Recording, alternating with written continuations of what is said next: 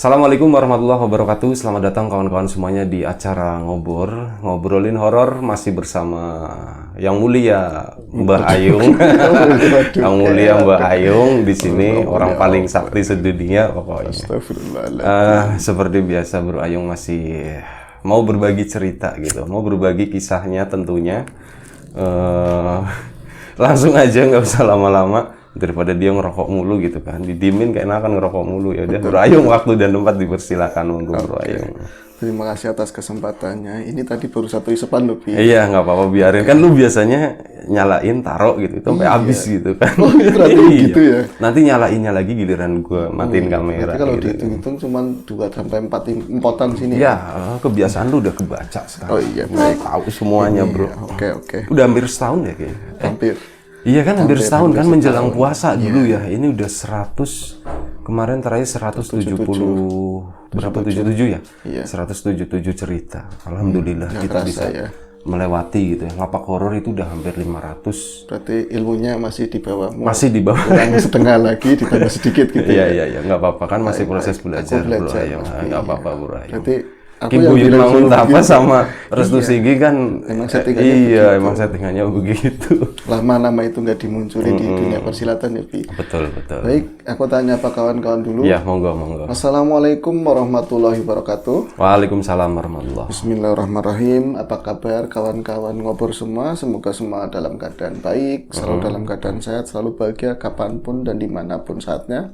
Kembali jumpa dengan kami berdua, ada Mas Biru, ada diriku yang niatnya mau ngobrolin yang horor-horor Bi. Nah, nanti pada akhirnya kurang horor apa enggak horor sama sekali ya tolong dimaklumi. Inilah kami apa adanya. Iya, ya, apa Bi. adanya. Baik.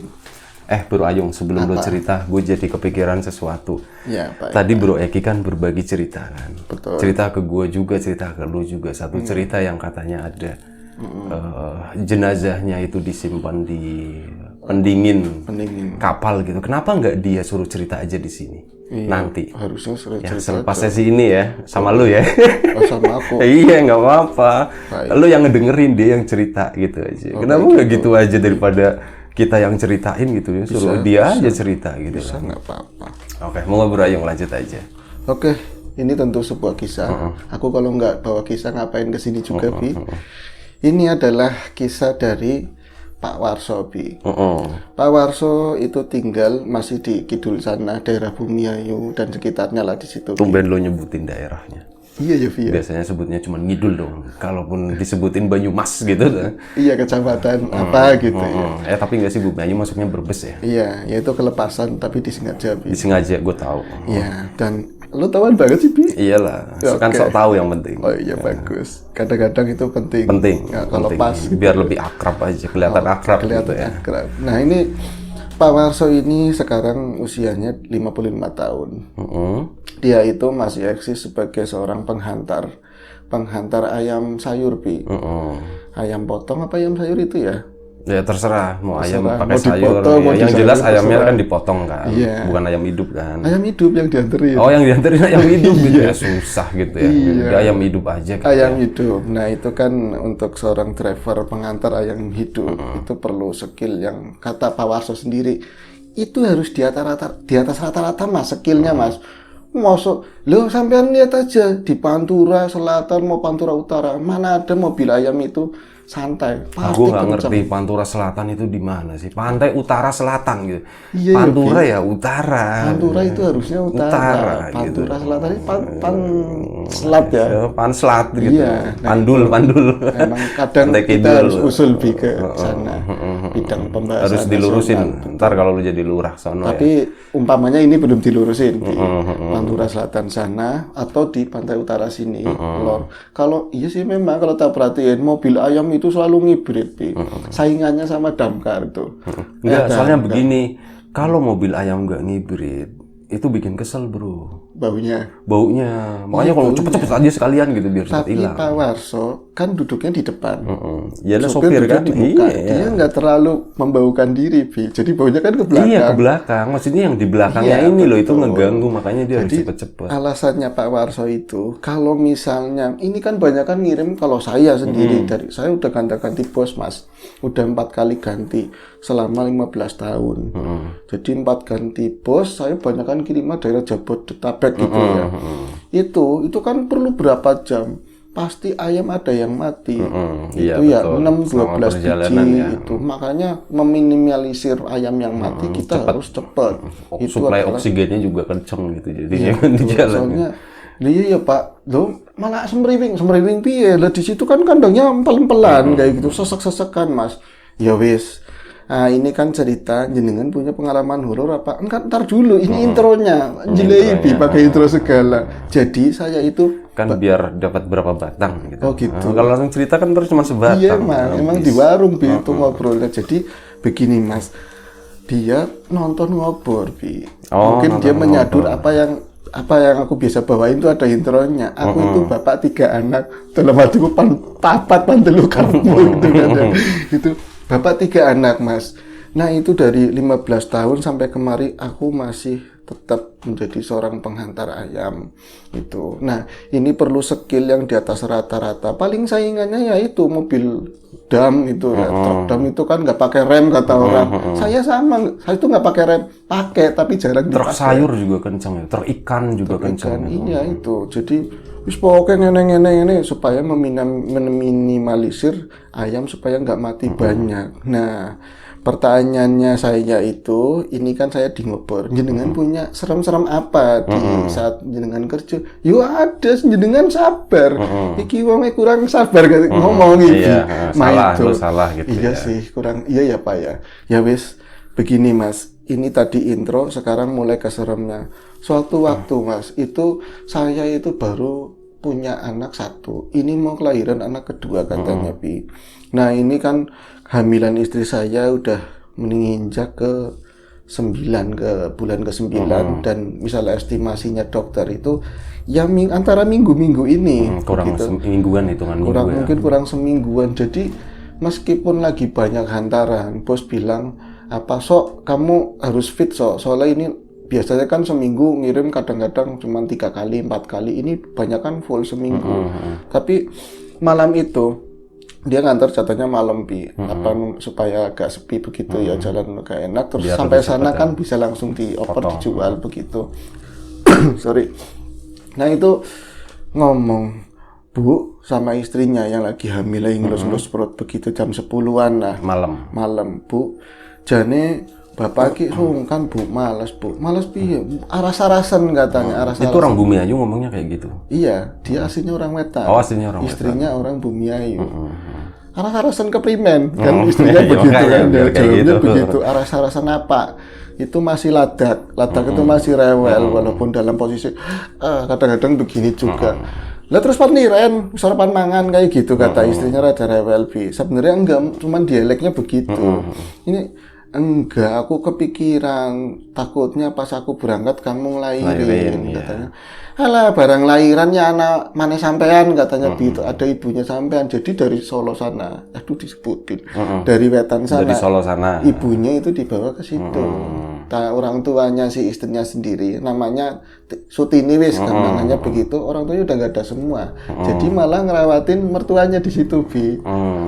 Nah, kalau sampean nggak berangkat, ini udah waktunya lahiran, tabungan kita loh Mas, Kang, undangnya Kang, manggilnya Kang, tabungan kita loh Kang, udah habis buat berobat mamakmu, buat berobat mamakmu tinggal sedikit, kalau nggak berangkat duit dari mana, kita perlu duit banyak buat proses lahiran ini, bocah ini. Iya ya. Ya wis ganti katanya, ganti akhirnya berangkat Bi. Dia ke tempat bosnya dulu pakai sepeda motor, itu agak masuk ke dalam lagi, nyebrang jalan Pantura Selatan lagi ya Bi. Jalan itu masuk ke dalam lagi sana, itu lagi bete-bete, dia lagi aras-arasan tadi, agak ya antara yakin apa nggak yakin mau berangkat. Di sana si ayam itu udah ditatain semua di mobilnya ini dia. kita tuh agak klik di sini hari ini. Lapak horor itu ada cerita malam Jumat Bukan, sorry, belum dibawain. Belum dibawain, tapi berhubungan dengan kandang ayam soalnya.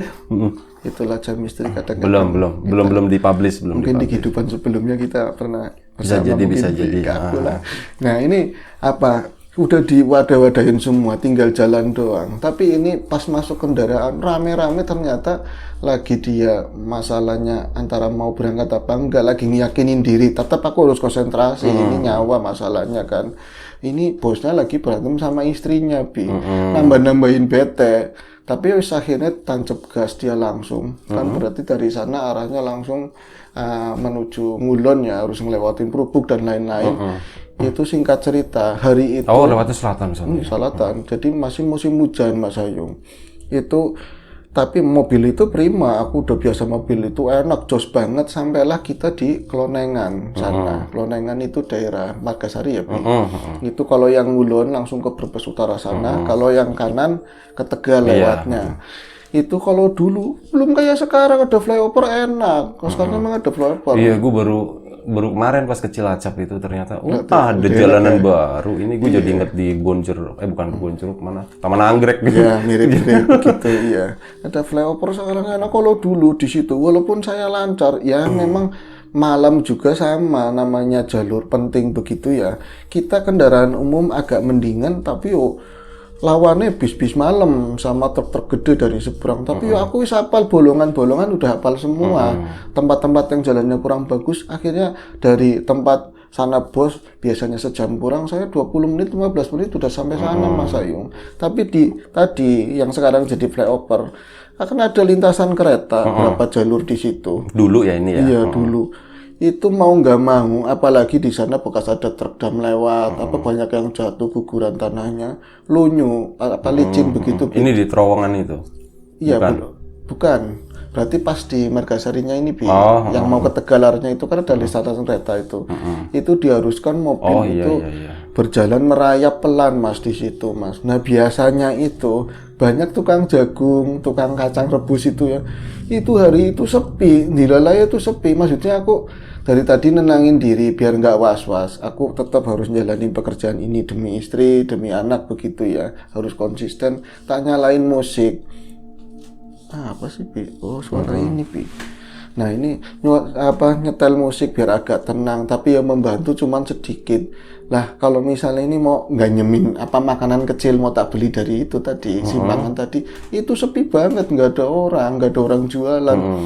Ini karena biasanya aku kan ngerokok, itu males ngerokok, pintu tak tutup semua, kaca jendela.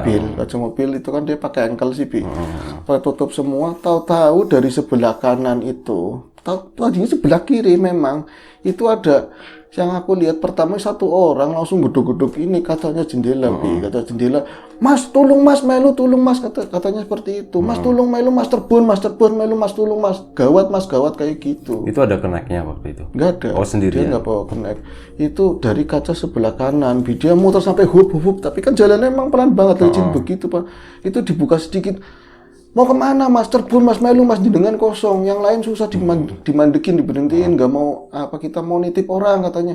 Lu siapa? Itu dia nunjuk ke arah seberangnya. Emang ada yang berdiri, seorang pria mungkin usianya ya masih imbang lah sama Pak Warso tadi di waktu itu. Jadi istrinya mau ngelahirin Mas, lagi ada masalah di sana. Tolong ikut Mas dia. Jadi ini bukan saudaranya, bukan siapa-siapa, Jadi mungkin dia cerita gitu ya, si tadi ya orang yang mau istrinya mau ngelahirin itu yang orang Cirebon minta tolong sama orang tadi, akhirnya diberhentiin. Mungkin dia petugas palang situ mungkin tapi pakainya bebas. Akhirnya biasanya aku tetap waspada, tetap curiga, siapa tahu bajing loncat atau apa begitu, tapi hatiku tergerak pas dengar suara istrinya mau ngelahirin. Karena aku istrinya juga mau ngelahirin. Akhirnya wis pintu tak buka pakai manual begini, ceklek. Orang itu masuk ke dalam, langsung sih ini tadi yang ngedor-dor pintu gini-gini, kata makasih pak, kata kayak gitu. Aku nggak pikir panjang, langsung nurusin perjalanan setelah ngelewatin rel tadi ke arah Tegal. Sebenarnya cepetan Ngulon, tapi kabarnya ada perbaikan jalan di sana. Akhirnya dia ngambilnya arah ke kanan, itu kan sepi ya. Itu aku langsung ngebut karena treknya lebih jauh daripada ke kiri begitu ya. Tapi sesekali maksudnya orang ini kok numpang ke aku, yang ngomong kayak apa kayak gitu ya, basa-basi gitu kan. Tapi aku nggak mau duluin, aku juga lagi punya masalah sendiri, walaupun masalahnya hampir sama dia yang katanya mau ngelahirin istrinya. Lama, aku akhirnya buka kaca tadi ya, kaca mobil tadi, tak nyalain rokok, tak mulain pembicaraan, tak kecilin ini layar musiknya. Mas, istrinya mau ngelahirin, nggak ngeliat sama sosoknya tadi yang numpang ini, bapak-bapak tadi. Iya, cuman ngomong kayak gitu doang, nggak nyambung apa-apa, Bi. Dalam hati ya kalau sekarang sombong amat gitu kan, Bi. Tapi dia lama-lama itu, dia pikirannya ke istrinya dia sendiri, juga harus konsentrasi.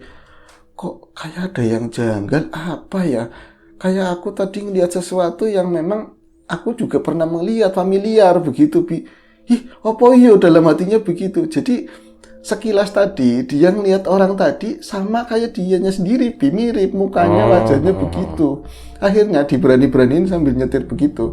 Dia mulai ngelirik-ngelirik curi pandang begitu.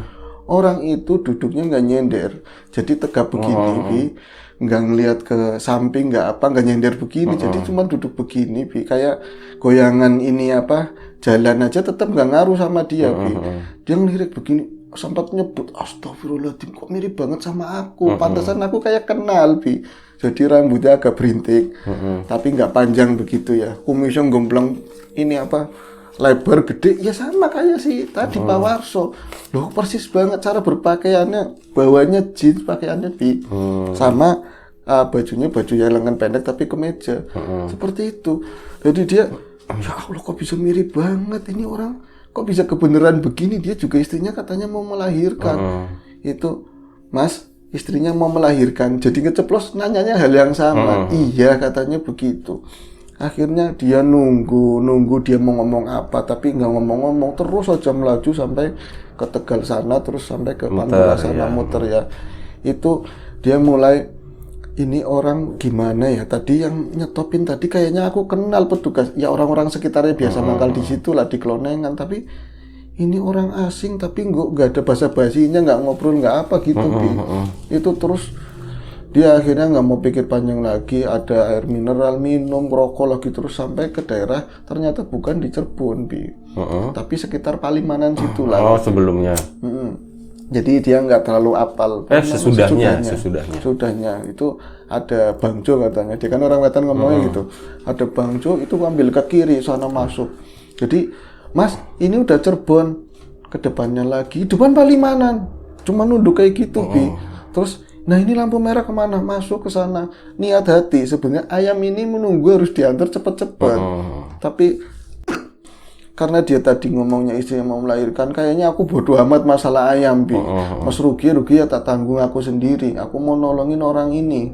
Akhirnya kemana? Belok ke kiri, ngikutin ke sana. Masih jauh, ternyata masih sekitar 1,5 jam lagi masuk terus ke kampung-kampung sana, Bi. Itu masukin perumahan, kirain di dalam perumahan, ternyata di perumahan itu ada jalan tembusan lagi, Bi. Itu gelap, katanya peteng bang Mas, gelap itu masih banyak pohon-pohonan begitu. Dia masuk nyebrang tadi perumahan, ada jalan kecil, masih masuk jalan kecil lagi. Itu ada beberapa rumah-rumah ya kayak rumah-rumah orang lama-lama, terus jarang-jarang masih ada kebun-kebun. Aku nanya lagi ke dia, Mas, atau kadang-kadang aku manggilnya Pak, rumahnya yang sebelah mana? Sedikit lagi katanya, sedikit lagi wis parek, ngomongnya kayak gitu, ngomong cara sanaan, wis parek.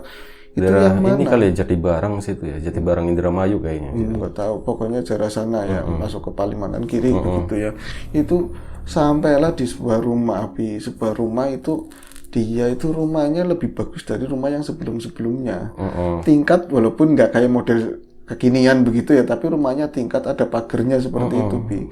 Itu Mas di depan, katanya seperti itu, Bu.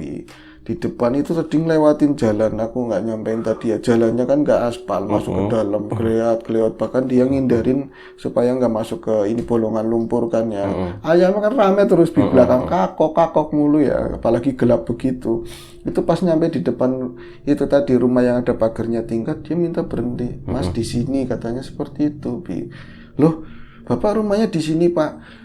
Tapi anehnya Pak Warso itu aku nggak bisa mulutku kaku, pengen nanyain lagi. Katanya istrinya mau ngelahirin, tapi kok rumahnya sepi, gelap semuanya, Bi. Rumahnya nggak ada lampu yang nyala sama sekali. Katanya mau istri melahirkan, biasanya kan rame orang.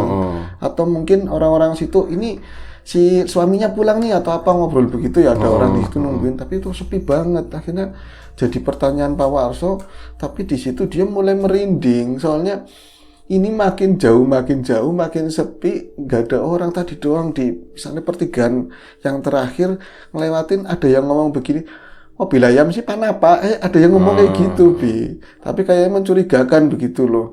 Akhirnya dia turun, terus bukain pintu yang sebelah kiri kan, sebelah kiri. Pak, ini udah sampai, Pak. Itu malah orangnya nggak langsung mau turun, Mas Ayu. Jadi minta dibuka, ya seolah-olah minta dibukain, begitu manja begitu. Dibukain turun. Yang aku rasa dia turun kayak ada hawa dingin begitu, ser begitu aja lewat di depanku. Jadi begini kayak ya. Inilah, ada AC, pintunya dibuka, Iya, gitu ada bus begitu. Terus, loh, ini bener rumahnya ya, Mas? Saya anterin sampai sini aja ya, Mas? Iya, nggak apa-apa, terima kasih begitu. Akhirnya, tapi aku mau buru-buru, ini ayam buru-buru harus dianterin begitu, nggak bisa nungguin sampean nyampe buka gembok apa itu kan ya. Nggak apa-apa, Mas, terima kasih sekali, kata dia begitu. Akhirnya mobil itu pas di depan rumahnya dia jalan, tapi kesananya kebun tapi agak luas begitu, Bi. Parkir di situ Bisa ya. parkir langsung muter begitu, dia balik lagi. Nah, sebelum sempat balik lagi, dia ngelihat ke rumah tadi. Orang itu nggak tahu itu masuknya dari mana, udah di depan pintu muka rumahnya dia sendiri begitu loh. Udah masuk dalam gerbang gitu. Udah masuk di dalam gerbang. Terus dia sempat nengok ke tadi Pak Warso ya, seolah-olah ngomong makasih Pak, kayak gitu, nunduk doang begitu.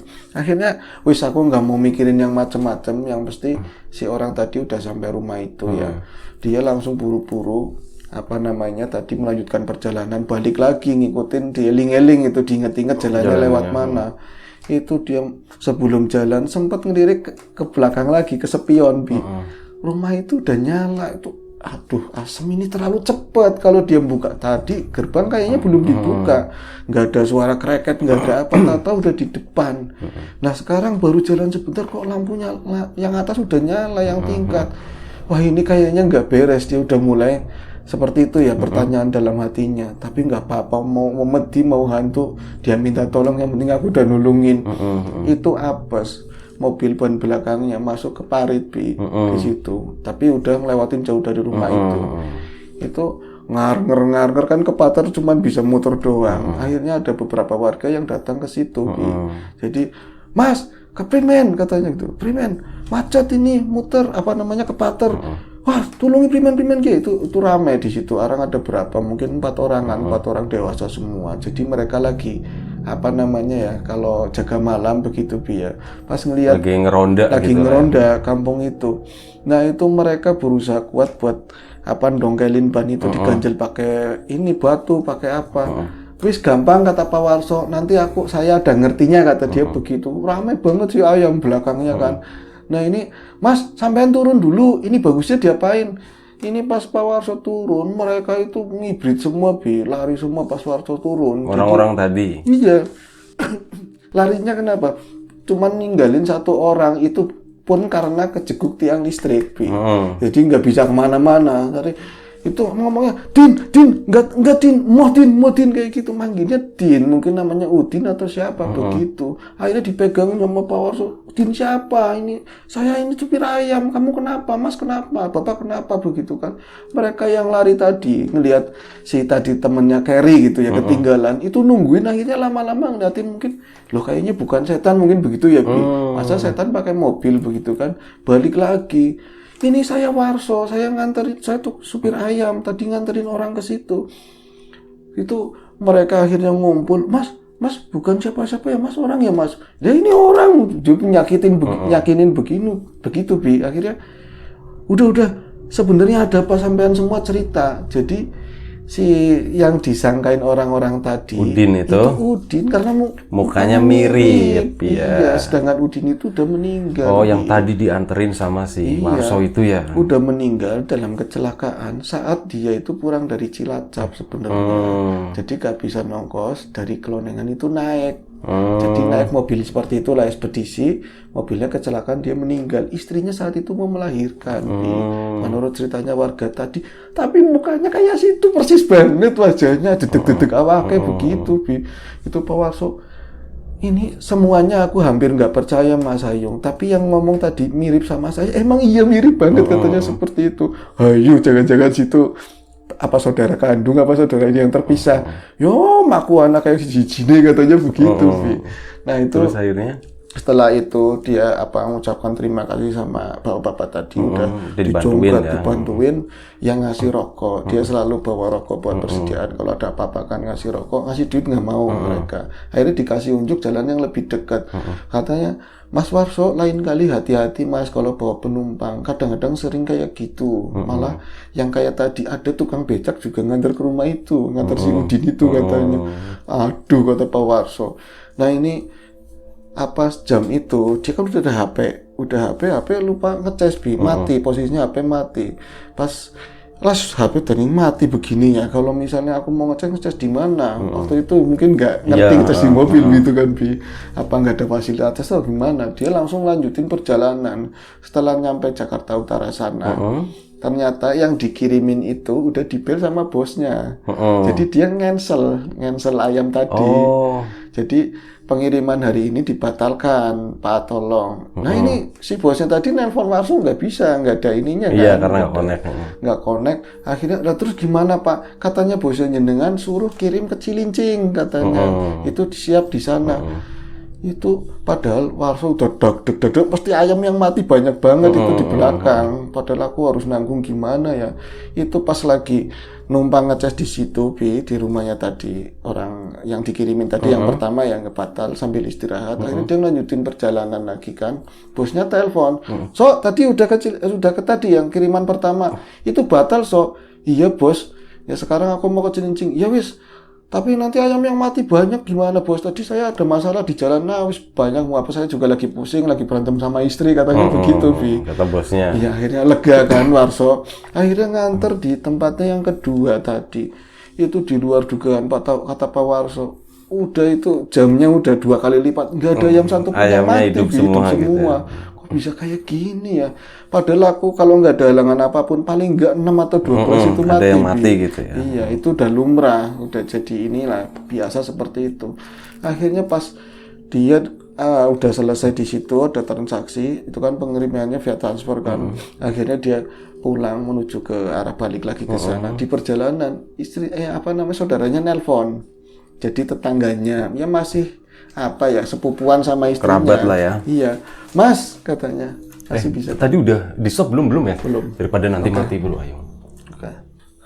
Untung keinget, kalau nggak keinget tau mati. Itu setelah dari tadi nurunin barang, nurunin ayam, dan di luar dugaan ayamnya ternyata hidup semua. Itu suatu hal yang aneh banget dalam karir dia nganter ayam, belum pernah kayak gitu, Bi.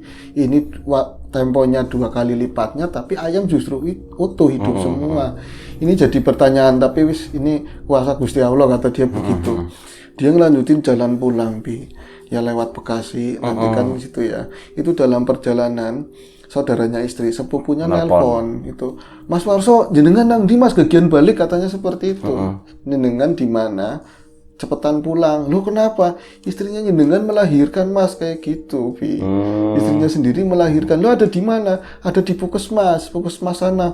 Itu lah, sini duk. Dia nggak berani nanya, Bi, laki apa cowok. Yang jelas, selamat opora. Dia bilangnya seperti itu. Selamat, Mas, alhamdulillah. Jenengan langsung puskesmas saja kalau udah itu, katanya bawa mobil, bukan kesetanannya kurang bagus. Orang umum, Bi, kayak jet tempur, cepet banget ke sana. Itu dilalaya.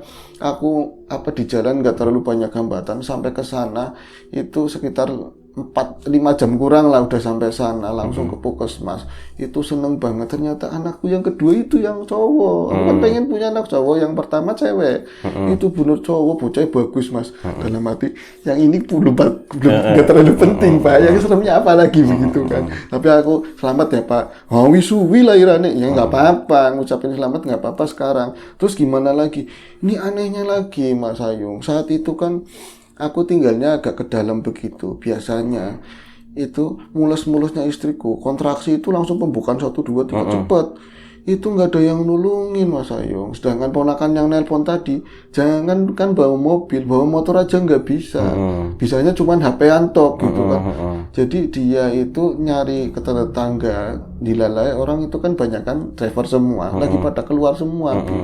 Akhirnya dipapah begitu ya sama mbahnya, katanya mamanya si Warso, mamanya Pak Warso malah lebih ke ngelayut-ngelendotin daripada ngapa kan. Itu sampai ke depan, ke Jalan Pantura itu kan, ada rumah makan. Di sana itu dia minta tolong supaya minta dianterin ke puskesmas. Nggak ada orang juga, Bi. Jadi adanya ya sepeda motor begitulah. Jadi bosnya yang punya rumah makan juga udah tidur. Itu katanya ada orang makan, Bi. Orang-orang makan itu mukanya mirip sama Kang Warso, katanya seperti itu. Jadi tapi dia sama istrinya, Vi, sama istrinya, ibu pakai mobilnya katanya carry lah, mobil dulu lah kayak gitu. Mau lahirin, ayo Pak makannya buruan, kata istrinya begitu. Itu Mas, aku kan deleng terus ini kayak sampean plek kondisi gede kayak gitu, Vi, katanya. Itu naik mobilnya dia, nyampe diantarin ke puskesmas. Itu bukan cuman itu doang, padahal di sana jam itu nggak BPJS nggak yang lain-lain, Bi, harus pakai itu kan. Itu saking baiknya orang, aku kan ngomong terus dalam kendaraan padahal lagi sakit, ngomongnya iki bayarnya primen din, itu Wahudin, apa punya dia Wahudin namanya, kalau itu kan Udin Wahudin. Bayarnya gimana din? Wih, yuk sing penting selamat, jangan mikirin itu, mungkin dengar itu langsung dibayar cash semua sama itu tadi, Bi. Sama si keluarga tadi. Keluarga tadi, Pak, saya balasnya gimana? Nggak apa-apa, nolongin sama hidup harus begitu. Itu dengerin kayak gitu, aku nggak cengeng Mas Ayu, tapi nangis. dengerin kayak gitu nangis. Iya. Terus aku minta tolong, kamu nyatet alamatnya nggak, Ti, sama itu, mau minta makasih begitu, ucapin makasih. Enggak ya Mas, walah piye itu jadi ceritanya Pak Warso, Bi. Ada ya kejadian mistik, tapi imbal baliknya mungkin dia ketulusannya begitu. Iya. Istrinya justru lu nangis ya? orang, Lu nangis ya? Agak. Iya. Terus. Iya, ya itu aja, Bi. Nah, gitu dong, kasih suara. Enggak. Ya itu rada ini sih. Ini udah kelar ceritanya. Udah kelar. Daripada nanti diterusin lu merebus mili, asik. Enggak itu. Oke. Terima kasih Bro Ayung atas ceritanya. Itulah mungkin salah satu contoh sesuatu kalau kita berbuat baik ya, nggak dinyana-nyana, nggak disangka-sangka. Iya. Ada sesuatu yang ngebales kebaikan kita juga kayak Malah gitu. nggak ngeluarin duit ya, Vi. Betul. Kita nggak nyangka-nyangka, kadang kebaikan itu datangnya tanpa disangka-sangka gitu. Betul. Malah justru sesuatu yang kita rencanakan, sesuatu yang kita sangka-sangka itu yang biasanya kendalanya itu banyak kayak gitu.